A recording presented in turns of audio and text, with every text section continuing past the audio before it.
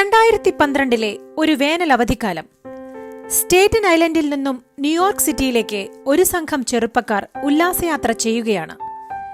ഈ സംഘത്തിൽ ജെസി ചിന്നും സുഹൃത്തുക്കളും ഉണ്ട്. 1ാം വർഷ ബിരുദ വിദ്യാർത്ഥിയാണ് ജെസി ചിൻ. സന്തോഷകരമായ ആ യാത്രയുടെ അന്തരീക്ഷം പെട്ടെന്നാണ് മാറിയത്. നിസ്സാരമായ ഒരു കാര്യത്തെ ചൊല്ലി ജെസി ചിൻ സഹയാത്രികനും തമ്മിൽ തർക്കമായി. തമാശയിൽ തുടങ്ങിയ ആ തർക്കത്തിന്റെ ഭാവം മാറി. അയാൾ ജെസിക്കു നേരെ നിറയൊഴിച്ചു. ജെസിയെ ഉടൻ തന്നെ ആശുപത്രിയിലെത്തിച്ചെങ്കിലും പരിക്ക് ഗുരുതരമായിരുന്നു.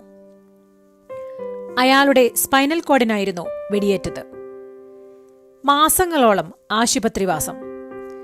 യന്ത്രങ്ങളുടെ സഹായത്തോടെയായി ഭക്ഷണം. അരയ്ക്ക് കീഴ്പോട്ട് തളർന്നു. ഇനി ഒരിക്കലും പഴയതുപോലെ നടക്കാനാവില്ലെന്ന് ഡോക്ടർമാർ വിധിയെഴുതി. വീട്ടിലെത്തിയ ജെസി ചിൻ ആരോടും മിണ്ടാതെ മുറിയിൽ അടച്ചിരുന്നു. വീൽചെയറിൽ ഇരിക്കാനോ ആരെയെങ്കിലും കാണാനോ അദ്ദേഹം തയ്യാറായില്ല. തന്റെ ദുരന്തത്തെ അംഗീകരിക്കാനാകാതെ അയാൾ ഡിപ്രഷനിൽ അകപ്പെട്ടു. പതിയെ പതിയെ തന്റെ അവസ്ഥയെ അംഗീകരിക്കാൻ അദ്ദേഹം തയ്യാറായി.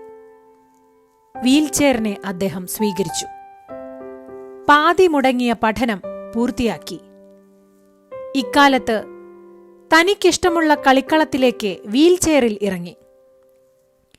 വീൽചെയറിൽ ഇരുന്ന് ബാസ്കറ്റ്ബോൾ കളിയിൽ വിജയിയായി. നിരവധി സ്റ്റേജ് പ്രോഗ്രാമുകളിലും മോഡലിംഗിലും ജെസി ചിൻ തന്റെ കഴിവ് തെളിയിച്ചു.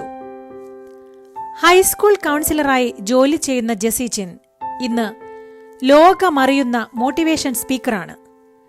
രാജ്യങ്ങൾ തോറും സഞ്ചരിച്ച് പുതിയ തലമുറയെ അദ്ദേഹം കരുത്തുറ്റവരാക്കാൻ സഹായിക്കുന്നു. കഴിയില്ല കഴിയില്ല എന്ന് ചുറ്റുപാടുകൾ പറയുമ്പോൾ കഴിയും എന്ന് മാത്രം മനസ്സിനോട് പറയുക. പതിയെ പതിയെ മനസ്സ് നമ്മുടെ ശബ്ദം കേൾക്കുന്നത് നമുക്ക് കാണാം. മനസ്സ് ശക്തിപ്പെട്ടാൽ ചുറ്റുപാടുകളും ശക്തിപ്പെടുക തന്നെ ചെയ്യും. കരുത്തുറ്റ മനസ്സിന്റെ ഉടമകളായിത്തീരാൻ നമുക്കാകട്ടെ. ശുഭദിനം.